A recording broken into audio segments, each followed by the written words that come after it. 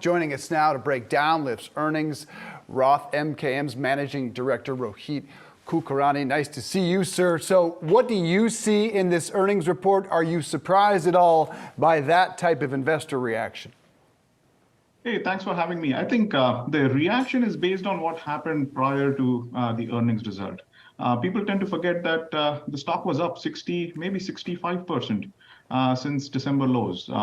Again, was there a specific reason why the stock was up? The market is up, NASDAQ is outperforming, and then all the tech companies are going up 30, 40, 50%. So Lyft was up as part of that wave. So what they needed to do was expectations had been grinding higher, and they needed to just jump over those higher expectations.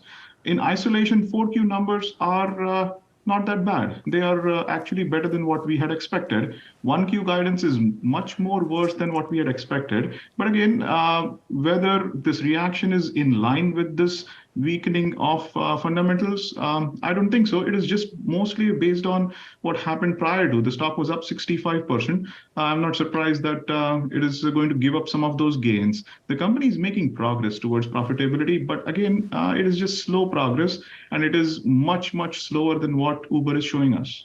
So in regards to the reaction here, because revenue guidance, it was light. It might have been better than what you were expecting, but in terms of street consensus, we're expecting to see Q1 revenue of $975 million. The estimate out there was for about $1.1 billion. So $975 million, that of course would be a step down from what we saw last quarter. How does that set us up then into this new year? Clearly investors are a bit skeptical about Lyft, its ability to compete with Uber. What's going to change investor sentiment on Lyft?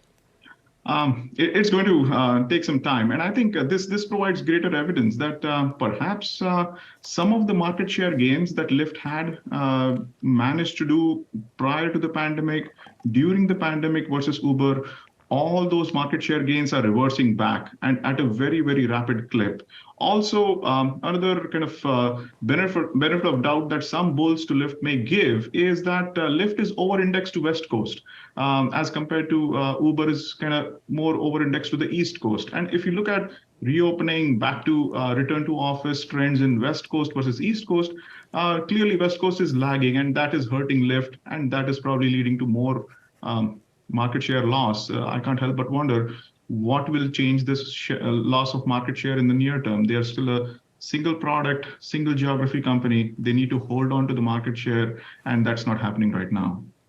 Logan Green, co-founder and CEO of Lyft, says the better marketplace balance we see today creates significant opportunities for long-term profitable growth. As part of the release, some have mentioned Lyft as a potential acquisition target down the road.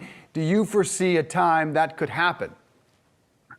It is possible. Never kind of discount a potential acquisition target for a company like Lyft that has a good brand name, that has built out a network, that has a following amongst specific geographies. But again, I think for them to become a more viable acquisition target, there needs to be a clear pathway to be masters of their own destiny as far as cash flow and profitability is concerned. I think they are a few quarters away from that. If they go into a slow growth but a very slow cash burn mode, I think, yeah, the likelihood of them being acquired is something that is possible. We published about that earlier in January. We talk about black swan events. I think Lyft is one of that kind of M&A candidates that could be bought out. But again, they need to show cash flow generation capabilities in the network right now, and we are not close to that. Who could be one of those potential companies that could look at this acquisition? The market cap currently just shy of $6 billion. It's hard to contemplate right now, but again, from a value proposition and travel perspective, there are online travel marketplaces that wouldn't mind having that extra leg to adding one more layer onto the spend that travelers want to do. So there are elements of given Lyft's exclusive focus is on travel, is on mobility. I feel any travel company, be it online or offline, may want to have that extra leg to the stool from a consumer engagement standpoint, from a consumer touch point standpoint. So that feels more logical. But again, as I said, it is not something that may happen in the next month or so. It feels like the company needs to clear out their fundamentals, have a more kind of sustained execution for that to even come to the table. Rohit, what about the regulatory environment right now? Uncertainty in California, uncertainty in New York. How big of a potential headwind is this for Lyft? Again, I think that's a more of an industry headwind that affects all the players in the industry. It drives a negative sentiment where long-term sticky investors still are worried about what happens to these companies if 1, 2, 3, 4 years from now there is a significant negative event from how drivers are being treated as independent contractors or employees, or whether there are extra supply and demand constraints that some metro areas put on these companies. So I think Lyft is not alone in that battle. Uber, Instacart, DoorDash, all those companies tend to have similar exposure. Having said that, being the smallest player in the town, they tend to get an asymmetrically higher negative sentiment, given everybody bears the burden equally.